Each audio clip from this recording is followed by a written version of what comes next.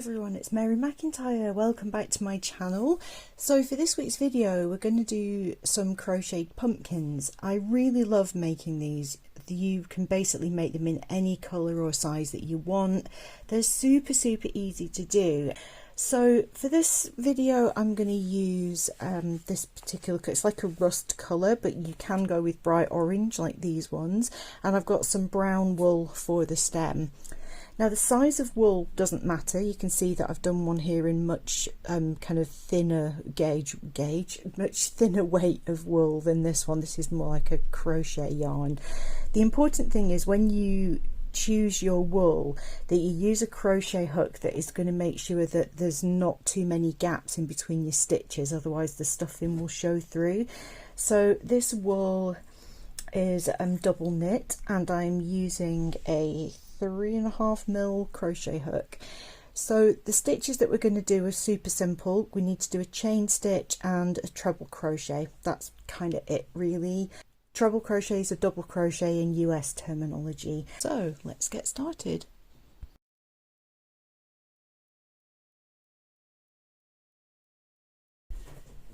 So the first step for making these is to create a chain. So you put your slip knot into your wool and then get it onto the hook and just basically yarn over and then pull through.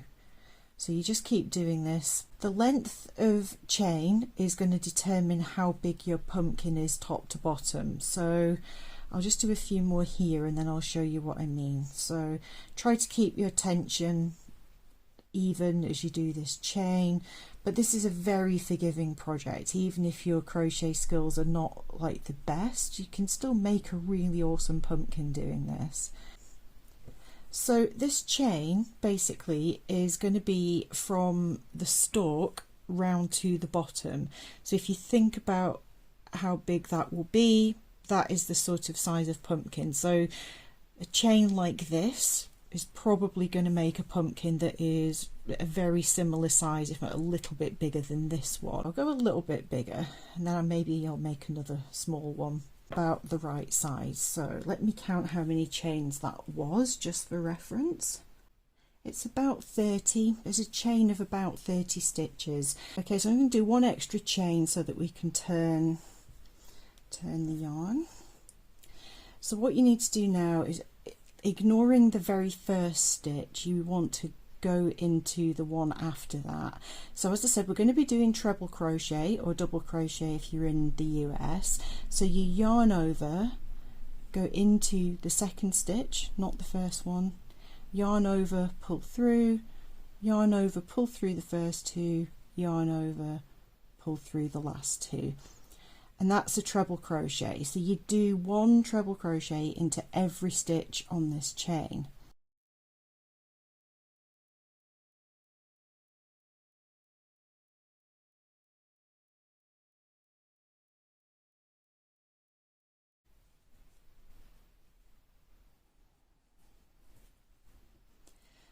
Okay, so we're at the end of that row.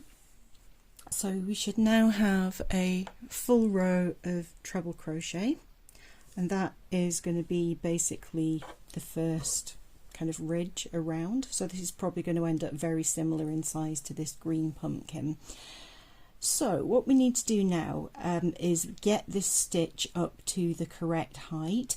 This is a treble crochet, so chaining 3 will bring your wool back up to the correct height for this and will stop it puckering at the edges.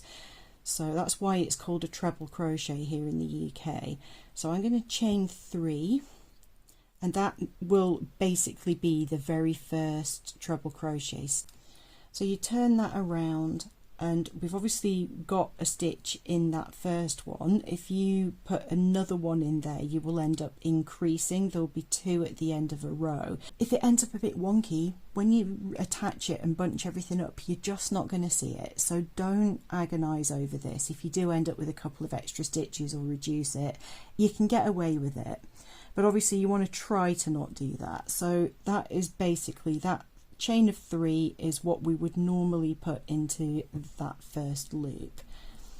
So go into the next one, yarn over, we're still doing treble crochets, and go into that stitch, and this is the start of the next row. So I'm going in, I'm picking up, I'm going through both loops of the top of the stitch there. In the chain I just went through the first loop, but with these I'm actually going in under here and through both of those loops on the top of each stitch, and that will make sure that there are no big gaps in between the rows, and just continue to do that all the way along. Just be mindful of your tension and try to keep it the same throughout all of the project.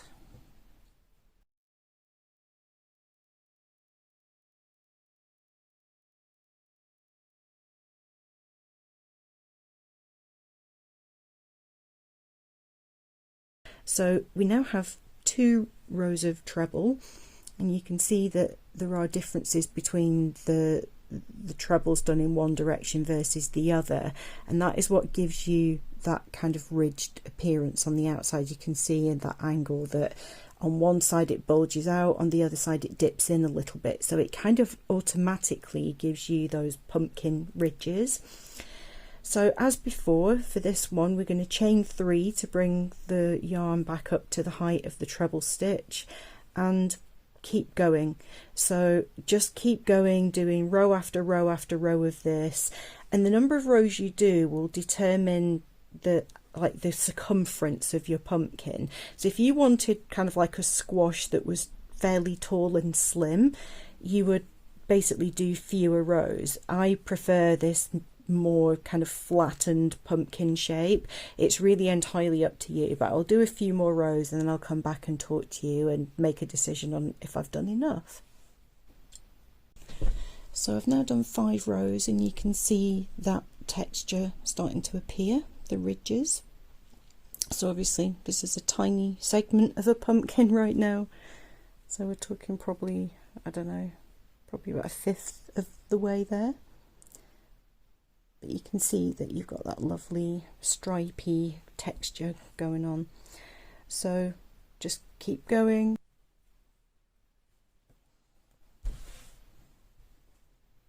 Just over halfway there, I reckon, maybe a bit more.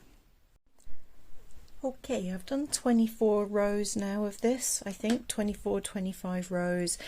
Now's the time where you can start looking at this to see if you've got enough. So if you make it into a cylinder, which is what we're going to do when it's big enough, it'll give you a good idea if that circumference is big enough or not. I think for something this tall I need just a little bit more. This would still make a nice kind of squash that's a bit taller, but I think 4, maybe 5 rows more and that will be perfect. That's row 28 finished. Ideally you want to finish on an even number. The reason being your right side and wrong side look different, and that's what gives you the ridges. So when we come to joining this, we want it to kind of continue that pattern. Have a look and see which side looks better. There's probably not much in it, to be honest. I think that is my not so good side. I prefer this one. There really isn't a lot in it, but what I'm going to do is, that's my good side. I'm going to have that so that the good side's on the inside, and we now need to join this. Okay, just chain 1 so that you've got some maneuverability there. Put the hook through the stitch and the corresponding stitch on this one, then yarn over, pull through, yarn over, pull through, and that's attached the first stitch. Then you go along and do the same thing for all of these stitches. Work your way along doing the same thing, just picking up the stitches on both sides so that we're joining it together with a crochet stitch. You can stitch it together, but it's honestly easier to do this. I find it way faster to just crochet through like this. The first ones are the awkward ones. Once you get going, it's super simple. Try to pick up both stitches just so that you don't end up with any gaping.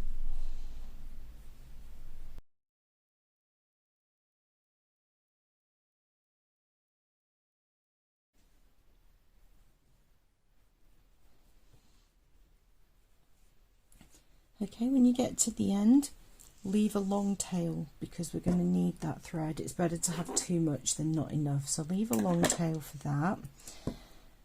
And pull your yarn through. Make sure you get the right one, not the short end from earlier. Then just pull that through and pull it tight, and that is now joined.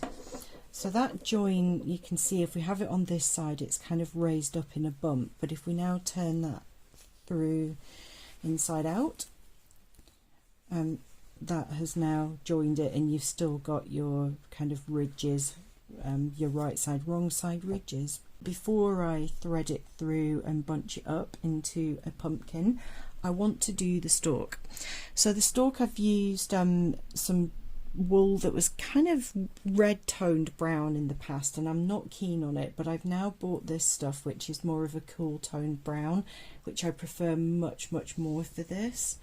Pumpkin stalks kind of have facets, and it's dead easy to kind of mimic that using treble crochet stitches, the way that we just have done with the main body of the pumpkin. So when you do your chain, this is going to be made in the same way that we've just done the pumpkin, but when you do your chain, this chain is going to really determine how long your stalk is. So you can go really long and try to curl it round if you like. I prefer one that's a little bit stubbier.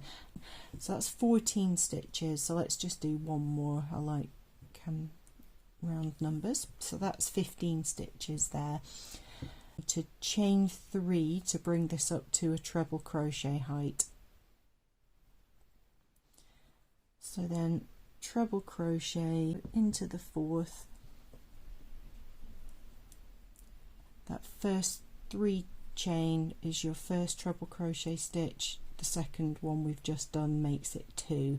So then just run along the line of your chains just like we did with the pumpkin, doing your treble crochet, double crochet if you're in the USA.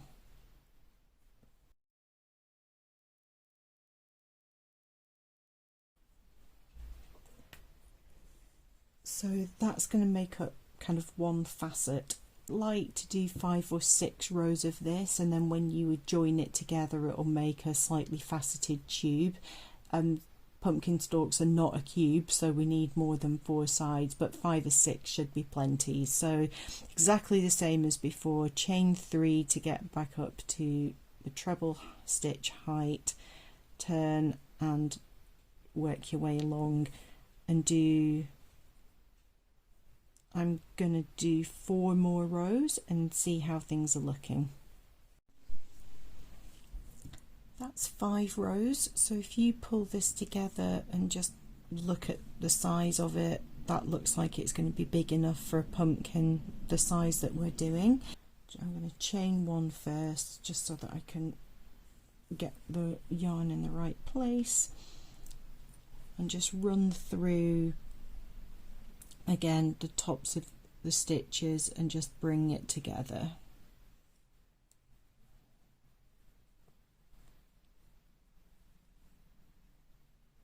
Through the stitches, yarn over, pull through, yarn over, pull through both stitches, all the way along the stalk.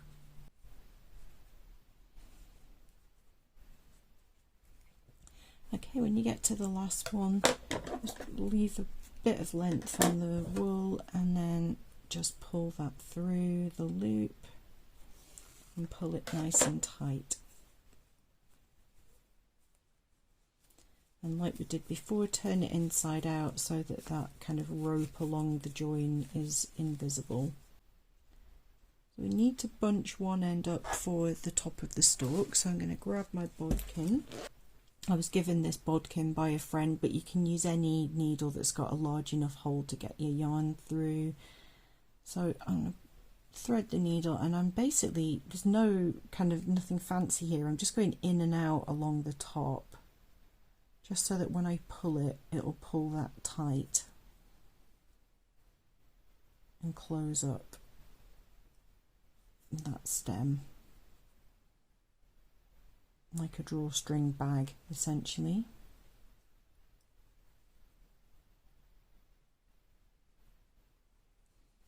just going to go around twice just to make sure that the top is closed. We want it to be fully closed because I am going to put a little bit of stuffing into this, so I'm just kind of picking up some stitches and pulling that tight.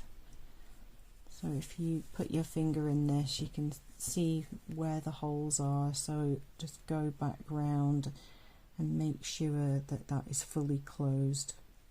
So once you're happy that you've closed that up, make sure that you knot that wool. So I go through and then thread the needle through to make a knot and pull that tight, and I like to do that twice just to make sure that it's nice and secure. Now I don't cut the ends when I'm doing stuff like this because I think it leaves it open to kind of coming apart, so just pull that on the inside and then leave it. You can cut some of the length off but not all of it, and if you've got a bit of a length of wool there, if the knot loosens it won't come unravelled, which is what happens if you cut your yarn too close to a knot. So we've now got a little sausage that we can add stuffing to in a minute, but first let's get this going. So like we did with the other sausage, I'm basically just going in and out, just trying under and over all of those stitches. So just go around that top edge, under and over, under and over, and pull in nice and tight. So that's now been pulled together mostly, but I am going to go around again, just picking up all of the outside stitches that have bunched together and pull that nice and tight. So that's nice and closed up.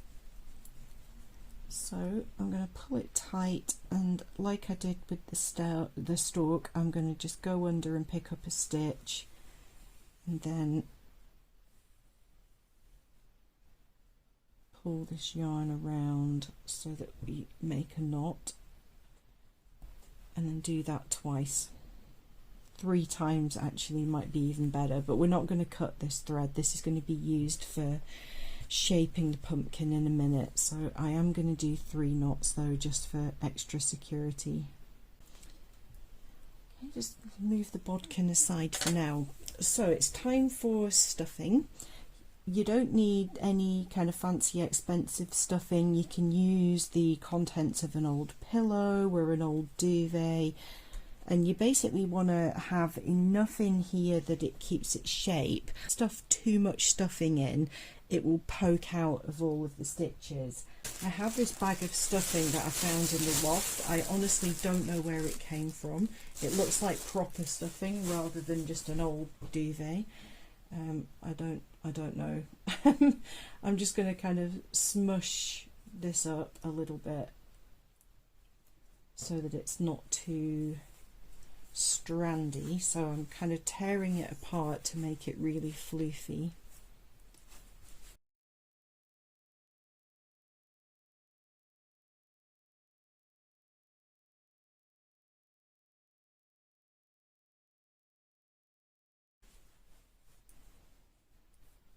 Does need more, but I'm going to use some of this to go in the stalk as well. So just smush it up a little bit of stuffing in that. You don't need a lot of stuffing in the stalk, it's just to give it a little bit of ability to stand up. If you just leave it as an empty tube, it can get a bit floppy. Anywhere that's kind of showing through, just squash it so that you can't see it through the stitches. The aim here is to not have stuffing showing through the stitches if possible. So if I bunch this top bit up now, you can see that that's not bad. It could do with a little bit more though, just a little bit more. Okay, that should be plenty.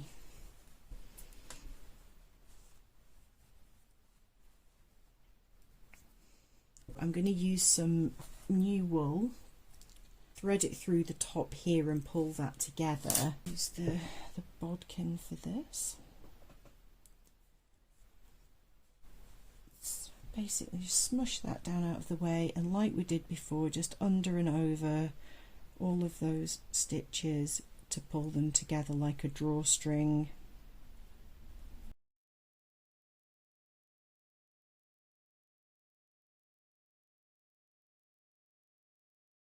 Two ends here. I'm going to actually tie these and pull that in.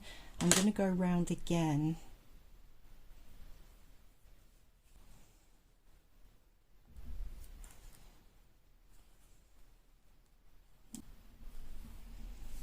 Going to go around one more time just for security. It doesn't need it probably, but it's looking really neat, so I'm just going to pick up the bits that are raised up.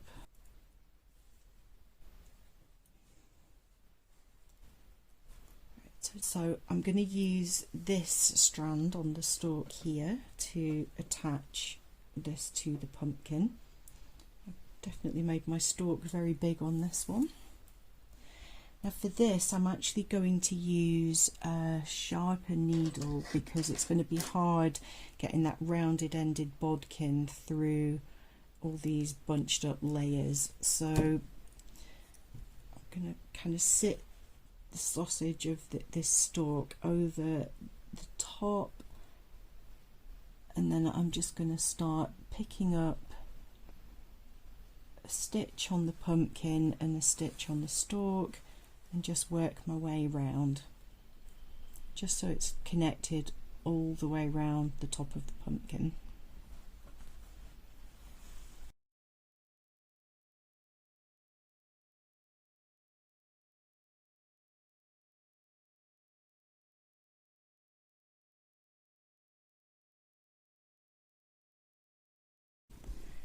So the stalk is now fully stitched on. Mono, you are a pain. So like before, I'm just going to pick up one stitch and then knot that. There's going to be no load on this, so obviously you don't want it to come undone, but it's not going to have any, get off the camera, it's not going to have any kind of load on it, so it shouldn't get pulled. So I'm just going to knot it a couple of times just for extra security.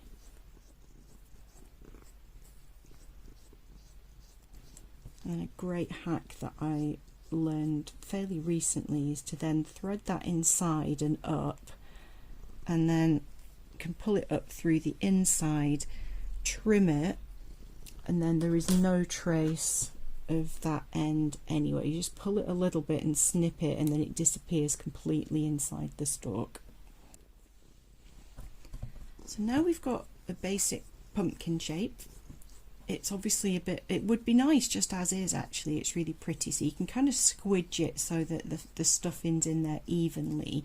But what I then like to do is bring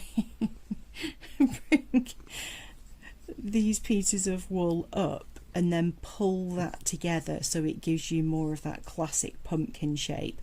So I'm actually going to use both of the threads here, and I'm going to go up through that neat little center hole and bring that up. Now you need a needle that is sharp enough to kind of go through all the stuffing, and you have to kind of wiggle around and make sure that it comes out in this top area somewhere near this thread that we've got here. Mono, stop. Okay, so that's come through. Out the way of the needle, out of the way of the needle. So we've pulled that through. Now you need to pull this tight so that it pulls it's going to pull the middle bit up here, and then we're going to use this thread to kind of help pull the top bit down as well. So we have to pull it quite tight and just hope that the threads don't break. So I've just threaded my needle through to knot that, and then just pull that tight.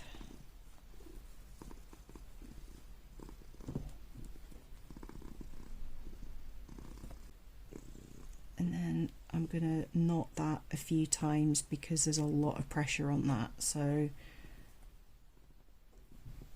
and again, Manipulate that and squidge it so that you've got exactly the right shape. So the end of my video cut off there when I was filming that last bit, but basically once I'd threaded that yarn through, I just tied it really tight again and just pulled that up so that it gives you that conventional shape. Then you can just put it down and smush it to hide any stuffing that's showing, and just manipulate it a little bit till it's exactly the shape that you like. Now you can use any kind of wool for these. You can use a single colour, you can use variegated wool that changes colour, you can use wool that's variegated but within the same colour story. The possibilities are endless. You don't have to stick to the conventional Halloween palette. I love making these, so I hope you enjoyed watching me do it. Please have a go at making them. They're so easy. You don't have to do anything fancy other than basically crochet a rectangle and you've got a beautiful pumpkin. So thanks for watching, guys. See you in the next one. Bye for now. Yes, it's a lot easier when you're not trying to do it around an orange cat. What? I don't have anything. There's no dreamies. There's no dreamies. So I'm actually going to use both of these threads because Mono, stop biting, stop biting. This is her grooming me so she licks and nibbles, and it's very, very sweet, but also not very helpful.